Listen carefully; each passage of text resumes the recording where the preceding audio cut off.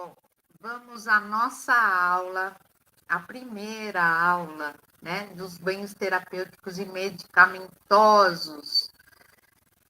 E aí, primeiro, a gente tem que o quê? Diferenciar o que é um banho terapêutico de um banho medicamentoso, certo? Será que é a mesma coisa? Será que a gente pode falar que é a mesma coisa? Então, um banho terapêutico é aquele que usamos substâncias naturais para um determinado problema. Espera aí que eu estou aqui na frente, né? Espera, vamos ver aqui. Ah, agora sim, agora melhorou muito. O banho terapêutico é aquele que usamos técnicas naturais para um bem-estar, para um determinado problema, também para uma prevenção. E o banho medicamentoso, a gente vai utilizar de técnicas de substâncias, né, alopáticas. Eu trato assim. Apesar que um banho medicamentoso pode ser terapêutico. E o terapêutico não necessariamente medicamentoso, ok? Vamos lá. Então, vamos aprender aqui sobre a pele, certo? Então, a pele aqui a gente tem o bulbo, né? Aqui as glândulas sebáceas. Aqui você vê que tem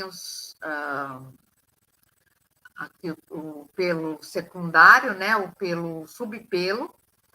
E os cães não têm glândula sudorípara, tá, gente? Só tem glândula sebácea. Por isso que eles não suam. Eles têm, como se diz? Eles trocam o calor pela respiração, né? Por isso que eles arfam, né? E fica com a língua para fora. Então, os cães, eles não têm glândula sudorípara, tá? Eles vão ter só a glândula sebácea. E aí, a gente vai falar um pouquinho dos problemas de pele, né? Como é que é? Deixa eu aumentar aqui para mim. Isso. Então, a gente pode ter causas externas, né? Temperatura, agentes químicos, né? Pode ser shampoos, parasitas, umidade, bactérias. Pode ter fatores individuais, como raça, a idade, algumas zonas cutâneas, alguns fatores que são do próprio indivíduo, né? E fatores internos, como hormônios, alergias e nutrição. Então, são os principais problemas de pele dos cães, tá? Estamos falando de cães, mas também tem alguns gatos que também têm problemas de pele, tá?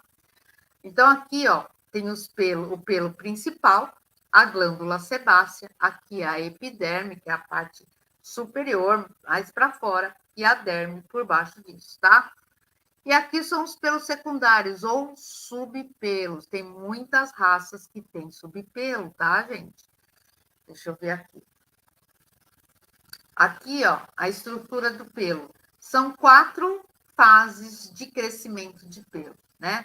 Esse anágeno, que é o pelo nasce, né, grosso, aí a raiz começa a se degenerar, encerra o crescimento, e aí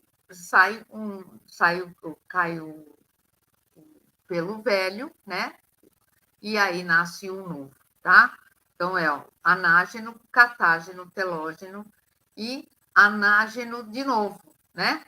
Aí começa um outro ciclo. E é por isso que, às vezes, o pessoal tem a má impressão que o cachorro de pelo curto vai dar menos trabalho, né? Só que é menos pelo pela casa. E é ao contrário, né? O cachorro que cai mais pelo é o cachorro de pelo curto, tá? Você vai achar mais pelo chão. Para você ver, o pug que tem pelo curto é o cachorro que mais solta pelo, tá? Aí, uma coisa muito importante sobre o pH. Os cães precisam de shampoo especial? Sim. Isso ocorre porque a sua pele tem um nível de pH diferente do nosso. O nosso pH humano é 5,5 em média, né? que é ligeiramente ácido. E o pH dos cães é entre 6,5 e 7,5, que é ligeiramente alcalino. Então, se a gente colocar alguns produtos que a gente usa para nossa pele, na pele do animal, já não vai ser o ideal para eles, tá? Então, deixa eu puxar. Olha aqui, ó. Ó o pelo, né? O externo e o subpelo. Muitas raças, né? O Schnauzer é um que tem pelo e subpelo. Geralmente os cães de pelagem dura têm pelo e subpelo. O Spitz também tem pelo e subpelo, né? Ó, o subpelo, né? Ou lã, muita gente chama de lã. E quando chega o inverno, eles têm mais lã, e aí essa lã cai, ou a gente tem que tirar por remoção, né? Tem um instrumento que é o reiki, ou aquela faquinha. Então, a gente utiliza para remoção desses pelos, esse subpelo, porque está demais, está fazendo nó, então tem que fazer essa remoção. A gente faz no banho-tosa, porque aí já está mudando de estação, certo? Olha aí a pelagem dura. A pelagem dura, geralmente, a gente arranca, faz o stripping. E isso não está nada de errado, é o correto, né? Do manejo desse pelo. Pelo longo.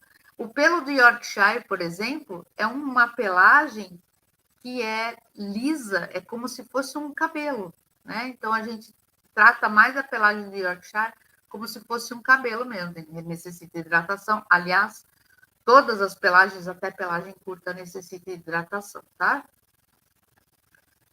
Ó, pelo liso também, o Afghan Hound também é uma pelagem, exemplo de pelagem lisa. Tem os pelos crespos ou encaracolados, ou a gente chama de fluffy, né? Que são os poodles, o Bedlington, que é um terrier, o Kerry Blue, que é um terrier também, mas eles têm pelo encaracolado, tá? Crespos, que a gente fala. E o Pully, que na verdade, encordoado, né? Para dar um banho num Pully, você tem que secar, demora aí 2 dias para secar esse encordoamento, né?